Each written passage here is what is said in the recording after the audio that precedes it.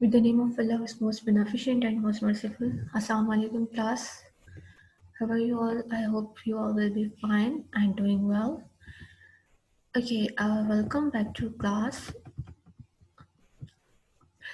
Okay, हम लोगों ने लास्ट क्लास में टेस्टिंग स्ट्रेटजीज़ को स्टार्ट किया था फॉर द कन्वेंशनल सॉफ्टवेयर। उस पर मैंने आपको डिफरेंट स्ट्रेटजीज़ के बारे में बताया था। हम लोगों ने देखा था यूनिट टेस्टिंग को, इंटीग्रेशन टेस्टिंग को, इंटीग्रेशन टेस्टिंग की आगे हम लोगों ने टाइप्स देखी थी। तो आज हम लोग देखेंगे रिग्रेशन टेस्टिंग को। नेक्स्ट हम लोग मूव करते हैं। ये हम लोगों ने देख लिया था, ये थी हमारे पास टॉप डाउन टेस्टिंग, और आज हम लोग देखेंगे रिग्रेशन टेस्टिंग। अगर रिग्रेशन टेस्टिंग होती क्या है?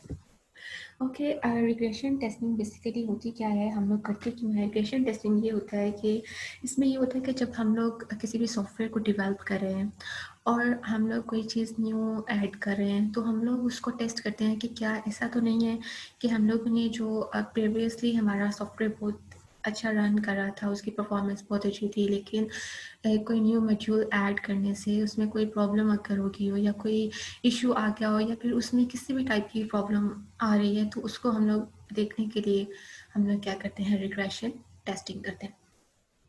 और यहाँ पे वो क्या बात करें कि रिग्रेशन टेस्टिंग क्या होता है कि ये जैसे ही हम लोग कोई न्यू मॉड्यूल, जैसे मैंने आपको बताया कि कोई भी हम लोग कोई पार्ट ऐड करें, कि जब हम लोग कोई भी न्यू मॉड्यूल को ऐड करते हैं तो हम लोग उसका एक सॉफ्टवेयर में कोई भी उसके अंदर चेंज लाते हैं, कोई भी हम लोग चेंज कर रहे हैं। लेट्स सपोज कि हम लोग सॉफ्टवेयर बना रहे हैं और कस्टमर की तरफ से रिक्वेस्ट आ जाती है कि मैंने ये चेंज कराना है, तो जब हम लोग वो चेंज करते हैं तो उसके बाद हम लोग अपने सॉफ्टवेयर को टेस्ट कर रहे होते हैं कि ऐसा तो नहीं है कि उसमें किसी भी टाइप का एरर आ रहा हो या फिर डेटा इनपुट करने में कोई प्रॉब्लम आ रही हो। अगर कोई न्यू इनपुट आप कर रहे हो तो उसमें कोई प्रॉब्लम आ रही है, या फिर आपने कोई न्यू लॉजिक लगाई है तो उसमें कोई चेंज तो नहीं आ गया। तो ये सब चीज़ें देखने के लिए हम लोग क्या करते हैं, रिग्रेशन टेस्टिंग करते हैं।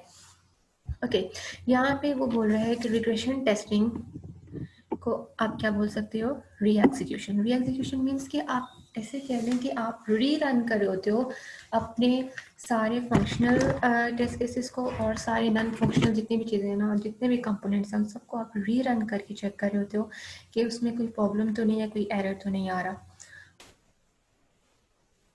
तो ये थी री एग्जीक्यूशन। उसके बाद अगर आप लोग नेक्स्ट पैराग्राफ में आ जाएं, तो यहाँ पे वो बात कर रहा है सक्सेसफुल टेस्ट के बारे में। Successful test of the any kind आप करते हो कि आप लोग एरर्स को फाइंड आउट करते हो, और उन एरर्स को आप लोगों ने क्या करना होता है, करेक्ट करना होता है। और रिग्रेशन टेस्टिंग जो है वो हमें किस चीज़ में हेल्प आउट करती है, क्या चीज़ हमें इंश्योर करने में हेल्प करती है। ये देखिए यहाँ पे वो बात कर रहा है कि रिग्रेशन टेस्टिंग बेसिकली हमारे लिए किस तरह से जो है वो एडवांटेज क्रिएट करती है, किस तरह से हमारे लिए हेल्पफुल होती है। इसमें हम लोग जो है जो भी चेंजिंग्स हम लोग ने किए हैं ना, वो हम लोग इंश्योर कर सकते हैं। उसमें हम लोगों ने देख सकते हैं कि ऐसा तो नहीं है कि उसमें कोई एडिशनल एरर आ गया हो जो न्यू मॉड्यूल हम लोगों ने ऐड किया है उसकी वजह से।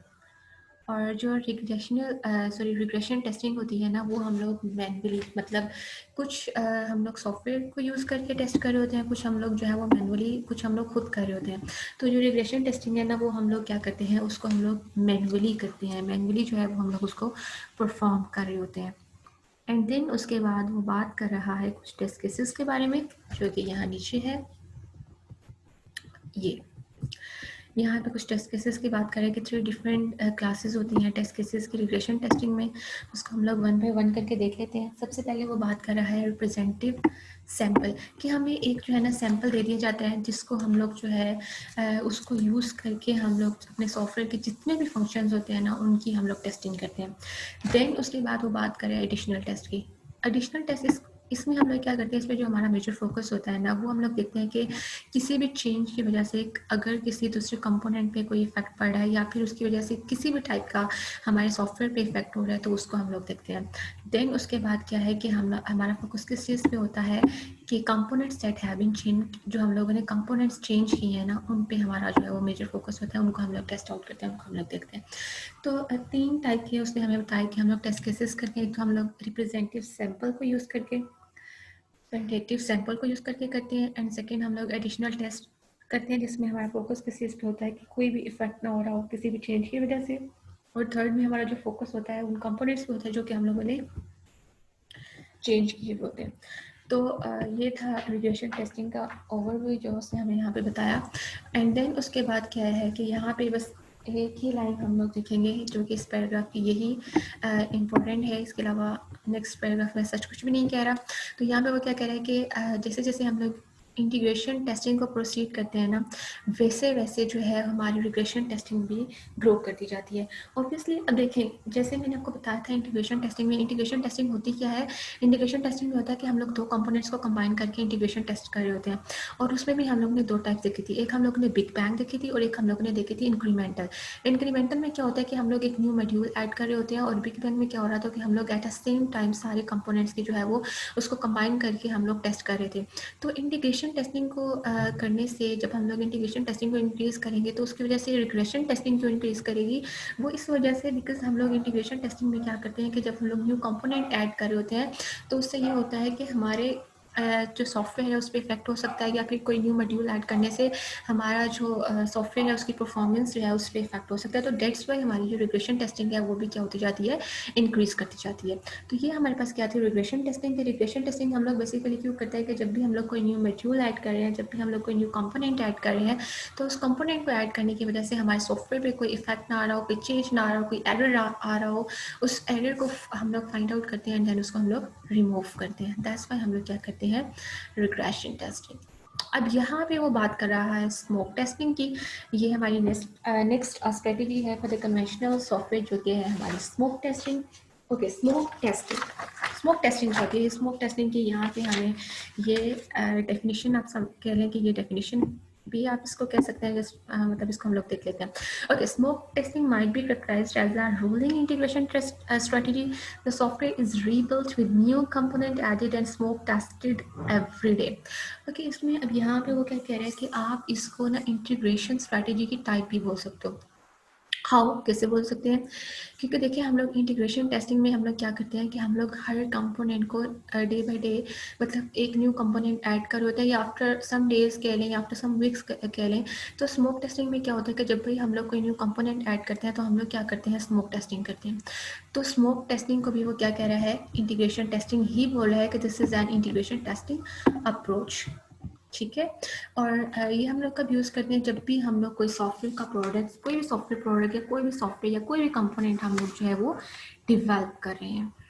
ओके, नेक्स्ट वो हमें कुछ एक्टिविटीज़ बता रहा है कि जो हम लोग स्मोक टेस्टिंग में करते हैं। ये इसमें हम लोग देखेंगे 3 एक्टिविटीज़ को। ओके, इसमें हम लोग क्या करते हैं कि सबसे पहले वो क्या बात कर रहा है कि हम लोग क्या करते हैं, जो हमारे सॉफ्टवेयर के कंपोनेंट्स होते हैं उसको हम लोग ट्रांसलेट करते हैं किसमें, कोड में करते हैं। उसमें हम लोग मतलब उसकी कोडिंग करके देन हम लोग उसको इंटीग्रेट करते हैं बिल्ड करने के लिए। और जब हम लोग बिल्ड कर रहे होते हैं उसमें हमारे पास किस किस चीज़ को हम लोग इंटीग्रेट कर रहे होते हैं, उसमें क्या क्या चीज़ें आ जाती हैं, हमारे पास डेटाबेस आ जाते हैं, उसमें लाइब्रेरीज आ जाती हैं, जितने भी हम लोगों ने कंपोनेंट्स या जितनी भी कोडिंग हम लोगों ने रीयूज़ की होती है वो आ जाती है, और इंजीनियर्ड कंपोनेंट्स आ जाते हैं। और हमारे पास जो भी हम लोग प्रोडक्ट या फंक्शन यूज़ करें, जिसको हम लोग जो रिक्वायर है इम्प्लीमेंट करने के लिए, उस सब को हम लोग क्या करते हैं, उसको हम लोग बिल्ड करते हैं। देन उसके बाद क्या आ जाता है कि हम लोग क्यों टेस्टिंग करती हैं, ये वाली हमारे मतलब बेसिक ऑब्जेक्टिव क्या है, इसका पर्पस क्या होता है स्मोक टेस्टिंग का, तो वो ये होता है कि हम लोग एरर्स को एक्सपोज कर सके, एरर्स को सामने ला सके। तो ये इसका जो है वो बेसिक पर्पस होता है। और इसमें हम लोग क्या करते हैं, अनकवर कर रहे होते हैं, किसको कर रहे होते हैं, शो स्टॉपर को। ओके, ये शो स्टॉपर आपको नजर आ रहा होगा, ये शो स्टॉपर एरर्स। ये भी अब क्या है कि ये हमारे पास एरर्स की टाइप है। अच्छा, अब ये शो स्टॉपर एरर्स होते क्या है, ये हमारे पास किसी भी टाइप का हार्डवेयर एरर हो सकता है या सॉफ्टवेयर बग हो सकता है, जिसकी वजह से जो हमारी इम्प्लीमेंटेशन है ना वो स्टॉप हो सकती है। सॉफ्टवेयर की जो इम्प्लीमेंटेशन है ना वो स्टॉप हो सकती है, तो उसको हम लोग क्या बोलते हैं, शो स्टॉपर एरर। तो स्मोक टेस्टिंग से हम लोग क्या करते हैं कि हम लोग वो जो हमारे शो स्टॉपर एरर्स होते हैं उसको हम लोग फाइंड आउट करते हैं, और उनको हम लोग ख़त्म करने की कोशिश करते हैं, क्योंकि उसकी वजह से क्या होता है कि जो हमारे सॉफ्टवेयर की इम्प्लीमेंटेशन है वो स्टॉप हो जाती है। And the third one is, जो थर्ड एक्टिविटी है स्मोक टेस्टिंग में जो हम लोग कर रहे होते हैं वो क्या है कि हम लोग जो है स्मोक टेस्टिंग जो है वो हम लोग डेली बेसिस पे कर रहे होते हैं। जैसे ही हम लोग कोई भी कंपोनेंट ऐड करते हैं तो हम लोग जो है वो स्मोक टेस्टिंग तो करते हैं, लेकिन हम लोग डेली बेसिस पे हम लोग क्या कर रहे होते हैं, स्मोक टेस्टिंग कर रहे होते हैं। और ये जो स्मोक टेस्टिंग है, जैसे हम लोगों ने देखी थी 2 अप्रोचेस, किसकी इंटीग्रेशन टेस्टिंग की, टॉप डाउन और बॉटम अप। तो इसमें हम लोग जो है ना वो दोनों भी कर सकते हैं। टॉप डाउन में क्या होता है कि हम लोग मेजर मॉड्यूल से स्टार्ट करते हैं और लोअर तक जाते हैं, और बॉटम अप में क्या होता है कि हम लोग नीचे से स्टार्ट करके ऊपर जाते हैं। मतलब आप समझ लें कि टॉप डाउन में क्या होता है कि हम लोग छत से सीढ़ियाँ उतर के नीचे आ रहे हैं, और बॉटम अप में क्या हो रहा है कि हम लोग सीढ़ियाँ चढ़ के छत पे जा रहे हैं। ठीक है, तो ये क्या होती है हमारे पास दो स्ट्रेटेजीज थी एजुकेशन अप्रोच में, जो कि हम लोग स्मोक टेस्टिंग हम लोग इसमें वो स्मोक टेस्टिंग में वो दोनों भी कर सकते हैं। मतलब हम लोग तो वो अप्रोचेज भी यूज़ कर सकते हैं, टॉप डाउन भी और बॉटम अप भी। देन इसके बाद ये वाला पैराग्राफ है, इसको आप छोड़ दीजिएगा, इसको सच पढ़ने की ज़रूरत नहीं है, लेकिन बस वो इसमें ये बता रहा है कि स्मोक टेस्ट जो है वो किस तरह से इसको डिफाइन कर रहे हैं। ये स्मोक टेस्ट है और किस तरह से उसको हम लोग जो है वो डिफाइन कर रहे हैं। ठीक है, तो अच्छा, अब यहाँ पे वो क्या कह रहा है कि स्मोक टेस्ट शुड एक्सरसाइज, कि मतलब किस तरह से होना चाहिए, एंड टू एंड होना चाहिए, और इससे जो है वो कैपेबल होना चाहिए कि वो मेजर प्रॉब्लम्स को एक्सपोज कर सके। मतलब जो मेजर प्रॉब्लम्स आ रही है हमारे सॉफ्टवेयर में उसको जो है वो एक्सपोज कर सके। ठीक है, स्मोक टेस्टिंग जब हम लोग कर रहे हैं तो मतलब इतना इसको कैपेबल होना चाहिए। और एंड देन हम लोग जो है स्मोक टेस्ट जो है वो क्या होना चाहिए, it should be thorough enough that if the bill passes you can assume that it is stable enough to be tested more thoroughly। मतलब इससे क्या होना चाहिए, स्टेबल होना चाहिए। ठीक है, अब यहाँ पे मतलब वो बता रहा है कि जो स्मोक टेस्ट है वो किस तरह से मतलब आप जब उसको करते हो तो उससे कैसा होना चाहिए। तो ये कि वो जो मेजर प्रॉब्लम्स आ रही है हमारे सॉफ्टवेयर में वो एक्सपोज कर सके और स्टेबल होना चाहिए। देन उसके बाद हमें बता रहा है स्मोक टेस्टिंग के एडवांटेजेस, बेनिफिट्स की बात कर रहे हैं, ये बेनिफिट्स हैं। ये बेनिफिट्स है, यहाँ पे वो बेनिफिट्स की बात करें कि जो स्मोक टेस्टिंग है उसके एडवांटेजेस क्या हैं, उसके बेनिफिट्स क्या हैं। सबसे पहले तो हमारे पास क्या आ जाते हैं, ये देखिए ये क्वेश्चन भी दिया हुआ है और ये क्वेश्चन आपके पेपर में भी आ सकता है कि what benefits can be try from smoke testing. तो इसका आंसर जो है वो हमें यहाँ पे मिलेगा, ये सारा जो है इसका आंसर है। ठीक है, तो सबसे पहला जो एडवांटेज है ना इसका स्मोक टेस्टिंग का, वो ये है कि इंटीग्रेशन रिस्क इज मिनिमाइज्ड। हम लोग इससे क्या करते हैं, जो इंटीग्रेशन रिस्क है ना, मतलब जब हम लोग इंटीग्रेट करें अपने कंपोनेंट्स को तो वो क्या है, वो रिस्क जो है वो क्या हो सकता है, मिनिमाइज हो सकता है। क्यों, कैसे मिनिमाइज होता है, वो इसलिए क्योंकि हम लोग जो है स्मोक टेस्टिंग को डेली कंडक्ट करा रहे होते हैं इस वजह से। और इसमें जो है हम लोग जो है जो हमारे शो स्टॉपर एरर्स होते हैं, जो मैंने आपको बताया कि जो किसी भी टाइप का हार्डवेयर या सॉफ्टवेयर का एरर हो सकता है उसको हम लोग क्या करते हैं, ख़त्म करते हैं। तो डेट्स वाई हमारी जो इंटीग्रेशन से रिलेटेड जितने भी रिस्क आ रहे हैं उसको हम लोग क्या कर सकते हैं, मिनिमाइज कर सकते हैं।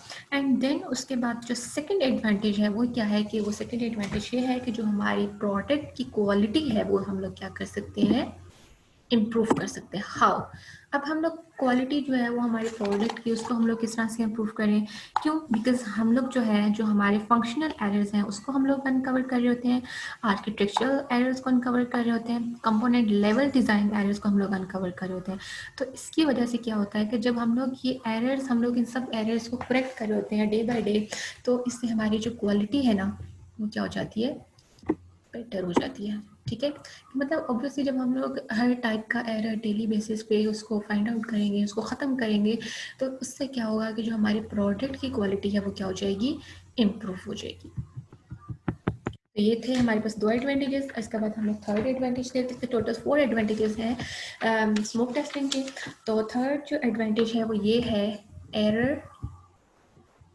Error diagnosis and correction are simplified.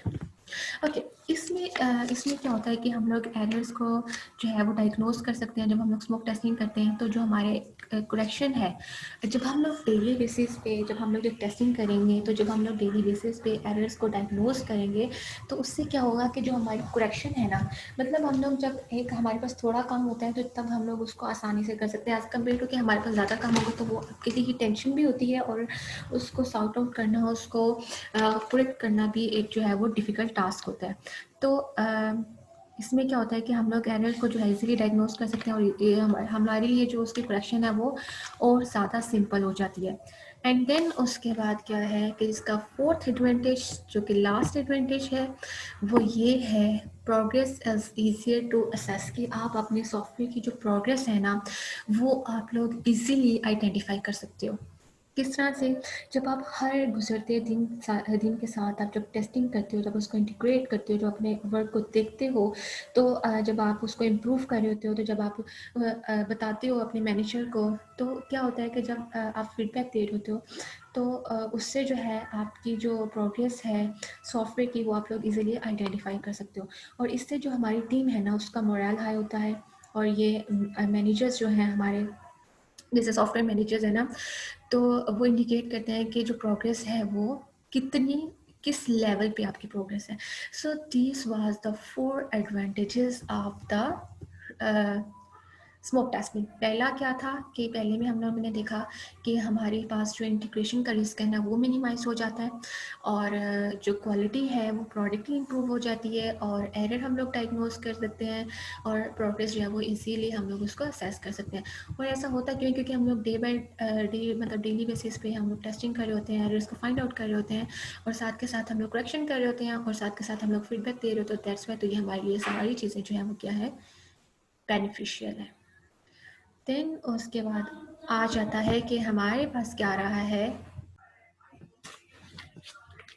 तो अभी नेक्स्ट हमारे पास आ जाता है स्ट्रैटेजिक ऑप्शन। कि स्ट्रैटेजिक ऑप्शंस में मीन्स अभी यहाँ को क्या बता रहा है, टेस्टिंग्स जो अप्रोचेस थी ना जो हम लोगों ने पीछे देखी है, हम लोगों ने यूनिट टेस्टिंग देखी, इंटीग्रेशन टेस्टिंग देखी, देन उसकी टाइप्स देखी, और रिग्रेशन टेस्टिंग और स्मोक टेस्टिंग देखी है ना। तो उन अप्रोचेस की बात करें कि उस पर लॉट ऑफ डिस्कशन हुई। ठीक है, ये यहाँ पे बात करें, यहाँ पे कह रहे हैं कि उस पर लॉट ऑफ डिस्कशन हुई कि उनके एडवांटेजेस और डिसएडवांटेजेस को देखा गया। जैसे मैंने आपको बताया कि स्मोक टेस्टिंग में हम लोग टॉप डाउन को भी यूज़ कर सकते हैं और बॉटम अप को भी, उस अप्रोच को हम लोग यूज़ कर सकते हैं। तो यहाँ पे उन दोनों के जो है ना वो डिसएडवांटेजेस भी बताएगा कि उनके डिसएडवांटेजेस क्या है। सबसे पहले वो जो डिसएडवांटेज बता रहा है ना वो किसका बता रहा है, वो टॉप डाउन अप्रोच का बताएगा। कि टॉप डाउन अप्रोच में बेसिकली जो इसका मेजर डिसएडवांटेज है ना वो ये है कि इसमें हमें स्टब्स की ज़रूरत पड़ती है, इसमें हमें एक्स्ट्रा पीस ऑफ कोड की ज़रूरत पड़ती है, क्योंकि हम लोग जो फाइनल प्रोडक्ट होती है ना हमारी, उसके साथ हम लोग डिलीवर नहीं करते, लेकिन हमें फिर भी some kind of piece of code जो है वो हमें चाहिए होता है। देन उसके बाद वो बात कर रहा है disadvantage of the bottom of integration की। ठीक है, इसका जो मेजर डिसएडवांटेज है ना, इसका जो मेजर डिसएडवांटेज वो ये है कि हम लोग जो है तब तक जो है वो जो हमारा प्रोग्राम है, जो हमारी एंटिटी है, वो तब तक एग्जिस्ट नहीं करेगी जब तक हमारा जो मॉड्यूल है वो ऐड नहीं होगा। तो इसका जो बॉटम अप का डिसएडवांटेज वो ये है। और उसका था सबसे पहले हम लोगों ने देखा था टॉप डाउन का, उसमें हमें स्टॉक ऐड करना पड़ा है, तो हमें बॉटम अप में हमें क्या ऐड करना पड़ा है, मॉड्यूल ऐड करना पड़ा है।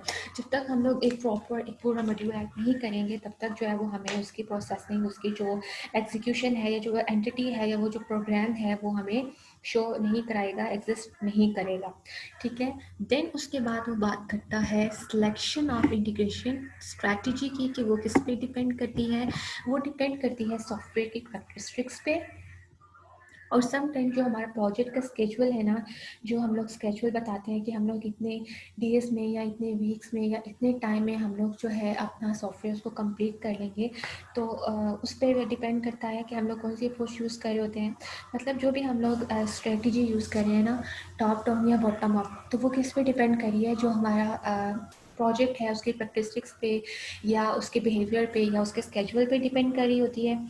और जो कंबाइन अप्रोच है, कंबाइन अप्रोच की बात कर रहा है कि यहाँ पे वो बात कर रहा है कि ये जो कंबाइन अप्रोच है, कंबाइन अप्रोच मीन्स कि जो अगर हम लोग दोनों अप्रोचेस को यूज़ करें, जैसे टॉप डाउन को भी और बॉटम अप को भी, तो उसको हम लोग क्या बोलते हैं, सैंडविच टेस्टिंग। जैसे कहते हैं ना, मैं तो सैंडविच बन के रह गया, मतलब मैं दोनों में फंस चुका हूँ। तो सैंडविच जो टेस्टिंग होती है ना वो बेसिकली क्या होती है, जिसमें हम लोग दोनों स्ट्रैटेजीज़ को यूज़ कर रहे होते हैं, मीन्स जिसमें हम लोग दोनों स्ट्रैटेजीज़ को कंबाइन कर रहे होते हैं, जो कि टॉप डाउन और बॉटम अप है। जब हम लोग उसको कंबाइन कर देते हैं तो हमारे पास क्या बन जाती है, सैंडविच टेस्टिंग बन जाती है, जो कि दोनों को यूज़ कर रही होती है। और इसके बाद वो बात कर रहा है कि इंटीग्रेशन टेस्टिंग जब हम लोग कंडक्ट कराते हैं तो तब क्या होता है कि जो टेस्टर है उसे आइडेंटिफाई करना चाहिए क्रिटिकल मॉड्यूल्स को। तो ये यहाँ पे बात करें कि जब भी हम लोग इंटीग्रेशन टेस्टिंग कंडक्ट कराते हैं तो जो हमारा टेस्टर होता है, जो भी टेस्टर होता है, उसका काम होता है कि वो आइडेंटिफाई करे, वो बताए कि कौन से क्रिटिकल मॉड्यूल हैं हमारे सॉफ्टवेयर में, और उसकी एक से ज़्यादा जो है उन क्रिटिकल मॉड्यूल्स की एक से ज़्यादा करेक्टरिस्टिक्स हो सकती हैं। उनको हम लोग 1 बाय 1 देख लेते हैं कि अब क्या करेक्टरिस्टिक्स हो सकती हैं। टोटल जो है वो नंबर्स में 4 है। सबसे पहले क्या है कि वो उसे कौन कौन से करेक्टरिस्टिक्स जो है वो डिफाइन करनी चाहिए। सबसे पहली वाली ये है कि उसे एड्रेस करना चाहिए सेवरल सॉफ्टवेयर रिक्वायरमेंट्स को, कि मीन्स क्या हमें जो सॉफ्टवेयर की रिक्वायरमेंट्स हैं वो रिक्वायर है, और उसे बताना चाहिए हाई लेवल ऑफ कंट्रोल को, और ये हमारे पास क्या होता है, कॉम्प्लेक्स होता है, और जो इसकी परफॉर्मेंस है रिक्वायरमेंट की वो हमारे पास क्या होती है, डेफिनेट होती है। तो जो क्रिटिकल मॉड्यूल्स हैं should be tested as early as possible. जो हमारे क्रिटिकल मॉड्यूल्स होते हैं वो हमें जितना जल्दी हो सके उनको हमें टेस्ट कर लेना चाहिए। So this was the strategic option, जिसमें हम लोगों ने सैंडविच टेस्टिंग के बारे में देखा, और हम लोगों ने देखा कि top down and bottom up के जो डिसएडवांटेजेस हैं वो क्या है। तो नेक्स्ट मूव करते हैं, वो क्या है, जो है हमारे पास रह गया है integration test work product, and this is the last topic of this topic, that is the strategies for conventional software, जो कि लास्ट टॉपिक है, और इस क्लास का भी लास्ट ही टॉपिक है। Okay, integration test work products. Okay, ये क्या है, इसमें वो क्या बात कर रहा है, इसमें जो है वो जो ओवरऑल प्लान है ना। ओके, यहाँ पे आपको एक क्वेश्चन नजर आ रहा है कि what is a critical module and why should we identified. ये जब ये क्वेश्चन आ जाएगा तो इसका आंसर जो है वो ये आपने 4 पॉइंट्स में देना होगा। ठीक है, ये शार्ट क्वेश्चन आपके पेपर में आ सकता है। Okay, the next topic is integration test work products, and इसमें वो क्या बात कर रहा है, वो इसमें बात कर रहा है ओवरऑल प्लान की, overall plan for integration of the software, और उसकी डिस्क्रिप्शन के बारे में बात कर रहा है। जैसे टेस्ट स्पेसिफिकेशन है उसके बारे में वो बात करें। इसमें हमें बताया जाएगा कि हम लोग जो इनकॉर्पोरेशन करते हैं, जो टेस्ट प्लान करते हैं, जो टेस्ट का प्रोसीजर क्या होगा, और ये सारी चीज़ें। इसमें जो है डिफरेंट टेस्ट फेजेस एक्चुअली आ जाती हैं। इंटीग्रेशन टेस्ट जो वर्क प्रोडक्ट है, इसमें जो डिफरेंट टेस्ट फेजेस की बात करें, जिसमें सबसे पहले हमारे पास क्या आ जाता है, यूज़र इंटीग्रेशन। ठीक है, इसमें टेस्ट केसेस, जो टेस्ट फेजेस होते हैं ना, बेसिकली हम लोग हर फेज को टेस्ट करके चेक करते हैं कि वो प्रॉपर्ली वर्क कर रहा है या नहीं कर रहा। तो हमारे पास डिफरेंट टेस्ट फेजेस आ रहे हैं इसमें, जिसमें से पहला जो टेस्ट फेज है ना वो क्या है, यूज़र का इंट्रैक्शन। यूज़र का इंट्रैक्शन, अब हमारे पास इसमें क्या क्या आ जाता है, यूज़र किस तरह से इंटरेक्ट कर रहा है हमारे सिस्टम के साथ। वो इनपुट दे रहा है, उसको आउटपुट मिल रही है, उसको डिस्प्ले किया जा रहा है कि वो जिसके लिए कमांड कर रहा है, एरर जो है उसकी प्रोसेसिंग और उसकी रिप्रेजेंटेशन। तो ये क्या है कि यूज़र का इंट्रैक्शन के मतलब how the user interact with the system, उस सारे फेज को क्या किया जा रहा है, इसमें टेस्ट किया जा रहा है। Sensor processing, sensor processing means कि जब लेट्स सपोज कि किसी भी टाइप का सेंसर है, जैसे आपने घर में कैमरा लगाया हुआ है कि अगर कोई बाहर आता है तो आपको शो कर दिया जाता है, आपको दिखा दिया जाता है आपकी स्क्रीन पे। तो जो सेंसर है वो क्या कर रहा है, वो उसकी आउटपुट और जो सेंसर डिटरमिन कर रहा है कंडीशन को, वो और जो एक्शन रिक्वायर्ड है उस कंडीशन के रिजल्ट्स के लिए। ठीक है, देन उसके बाद क्या है, उसकी टेस्टिंग हो रही है। देन उसके बाद क्या जाता है, कम्युनिकेशन फंक्शन। इसमें हम लोग किस चीज़ को टेस्ट कर रहे होते हैं, इसमें क्या होता है कि हम लोग जो एबिलिटी है कम्युनिकेशन की, उसको मॉनिटरिंग की, उसको हम लोग टेस्ट कर रहे होते हैं। एंड देन उसके बाद आ जाता है अलार्म प्रोसेसिंग में। बेसिकली ना हमें एक एग्जांपल दे रहा था, हम लोग पूरी बुक में पढ़ते आ रहे हैं, सेफ होम सिक्योरिटी। तो ये जो सेफ होम सिक्योरिटी सिस्टम है ना, उसके जो टेस्ट फेजेस उसने कुछ बताए हैं, उसको हम लोग देख रहे हैं कि यूज़र का जिस तरह से यूज़र इंटरेक्ट कर रहा है। और सेफ होम सिक्योरिटी में हम लोगों ने, अगर आपको याद हो तो इस बुक में एक ही एग्जांपल को वो बार बार डिफाइन कर रहा है कि एक घर है, उसके मतलब सेंसर लगा हुआ है, कैमरा लगा हुआ है, अगर बाइक कोई आ रहा है तो सामने जो है उसको वो शो कर देते हैं। मतलब इस टाइप की एग्जाम्पल आप खुद से भी कुछ भी ले सकते हैं। तो उसमें आप टेस्ट फेसेस बना सकते हैं कि यूज़र का interaction, sensor processing, communication functions और अलार्म प्रोसेसिंग। ठीक है, तो ये जो है वो हमारे पास आ जाता है। अगर आप लोग नेक्स्ट पेज पे आ जाएं, तो ये थे केसेस उसके कुछ, और इसके बाद आ जाता है हमारे पास नेक्स्ट पैराग्राफ में केसेस की बात कर रहा है कि जो कॉस्ट फंडिंग टेस्ट, जो मतलब उससे मिलते जुलते टेस्ट है जो हम लोग अप्लाई कर रहे हैं टेस्ट प्रोसेस के लिए, उसकी बात कर रहे हैं। उसमें हमारे पास क्या आ जाता है, इंटरफेस से इंटीग्रिटी की बात कर रहे हैं, वो हम लोग देखेंगे। और हम लोग देखेंगे फंक्शनल वैलिडिटी को देखेंगे। और इंफॉर्मेशन कंटेंट को भी देखेंगे इसमें हम लोग, और परफॉर्मेंस को देखेंगे। ठीक है, तो ये हम लोग सारी चीज़ें जो है वो 1 बाय 1 करके देख लेते हैं। ये इंफॉर्मेशन कंटेंट आ रहा है एंड देन हमारे पास क्या आ रही है, परफॉर्मेंस आ रही है।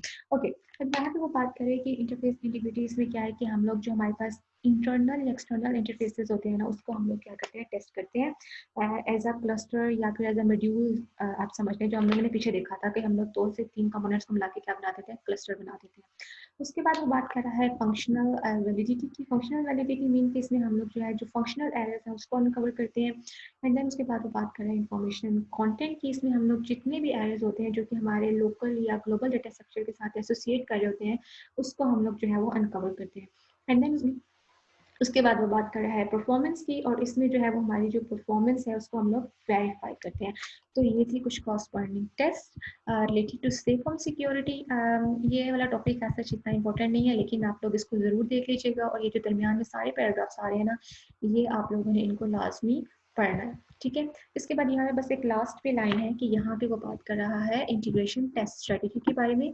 And integration strategy and testing details are essential ingredients and must appear। बस इस लाइन को भी जस्ट आप रीड कर लीजिएगा, और नेक्स्ट टॉपिक स्टार्ट हो जाता है test strategies for object oriented software. तो ये आप लोगों ने बिल्कुल भी नहीं करना, क्योंकि ये आपकी आउटलाइन में नहीं है। तो आप लोगों ने चैप्टर जस्ट यहाँ तक ही करना है, test strategies for conventional software. मैं आपको दोबारा से ओवरव्यू दे देती हूँ कि हम लोगों ने जो टेस्ट स्ट्रेटजीज थी फॉर द कन्वेंशनल सॉफ्टवेयर, उसमें हम लोगों ने क्या क्या देखा। ठीक है, तो हमारा जो टॉपिक है वो यहाँ पे एंड हो जाता है, चैप्टर भी आप लोगों ने यहाँ तक ही करना है। ठीक है, तो ये यहाँ से स्टार्ट होती है test strategies for the conventional software, जिसमें हम लोग ने डिफरेंट स्ट्रेटेजीज को देखा था। सबसे पहले हम लोग ने देखा था यूनिट टेस्ट को, जिसमें हमारा मेजर फोकस होता है वेरिफिकेशन पे, और ये हम लोगों ने डायग्राम देखी थी। इसके बाद आ जाता है यूनिट टेस्ट कंसिडरेशन, जिसमें हम लोग क्या क्या कंसिडर करते हैं, क्या क्या स्टेप्स होते हैं, वो हम लोगों ने देखे थे। और इसके बाद हम लोगों ने इसमें एंटी बगिंग की सॉरी एक टर्म देखी थी। और देन मैंने उसके बाद आपको बताया था यूनिट टेस्ट प्रोसीजर्स के बारे में। और इसके बाद हम लोगों ने देखा था इंटीग्रेशन टेस्टिंग का। This topic is very important with respect to the paper. ये आपके पेपर में लॉन्ग क्वेश्चन के लिहाज से भी आ सकता है, और मैंने आपको बहुत अच्छे से ही, आई होप कि आपको समझ भी आ गई होगी कि इसमें वो क्या बात कर रहा है। और आगे हम लोगों ने इंटीग्रेशन टेस्टिंग बेसिकली होती क्या है कि 2 कंपोनेंट को कंबाइन करके इंटीग्रेट करके हम लोग जो टेस्ट कर रहे होते हैं। एंड देन उसके बाद हमें यहाँ पे उसने 2 अप्रोचेस बताई, एक टॉप डाउन इंटीग्रेशन, मतलब जो हम लोग ऊपर से नीचे की तरफ आ रहे थे, और एक हम लोग ने देखी थी बॉटम अप, जो कि हम लोग नीचे से ऊपर की तरफ जा रहे थे। ठीक है, ये 2 अप्रोचेस भी आपके पेपर में पूछ सकता है कि what is integration testing and what are the strategies that we can use for integration testing. तो वो आप लोगों ने ये 2 बतानी है। ठीक है, और ये नेक्स्ट टॉपिक है ये रिग्रेशन टेस्टिंग, जो कि आज हम लोगों ने देखी कि रिग्रेशन टेस्टिंग क्या होती है कि जब भी हम लोग कोई न्यू मॉड्यूल ऐड करते हैं तो इसलिए हम लोग टेस्ट करते हैं ताकि उसमें कोई एरर ना आ जाए, जो हमारे सॉफ्टवेयर की परफॉर्मेंस में कोई चेंज ना आए, इसलिए हम लोग उसको टेस्ट करते हैं। देन उसके बाद हम लोग ने देखा था स्मोक टेस्टिंग, जो कि बिल्कुल भी इसका मतलब ये नहीं कि स्मोकिंग से रिलेटेड है। इसका मतलब ये होता है कि हम लोग डेली बेसिस पे कर रहे होते हैं और इसमें एरर्स फाइंड आउट करते हैं, और इसके हम लोग ने 4 एडवांटेजेस भी देखे थे। और मैंने आपको ये भी बताया था कि इससे रिलेटेड भी क्वेश्चन आपके पेपर में आ सकता है, ये भी इंपॉर्टेंट टॉपिक है। एंड देन उसके बाद हम लोगों ने देखा था स्ट्रेटेजिक ऑप्शन, जिसमें हम लोगों ने डिसएडवांटेजेस देखे थे टेस्टिंग स्ट्रेटेजीज के। और हमारा जो लास्ट टॉपिक था, जो कि इतना इंपॉर्टेंट नहीं है, जो कि वो है integration test for products. So that's it with today's lecture, today's chapter. And I hope you have understood all the concept, but if you have still any query you can ask me through WhatsApp. अपना बहुत सा ख्याल रखिएगा और पढ़िएगा भी जरूर। Stay blessed, stay safe, stay home. Allah Hafiz.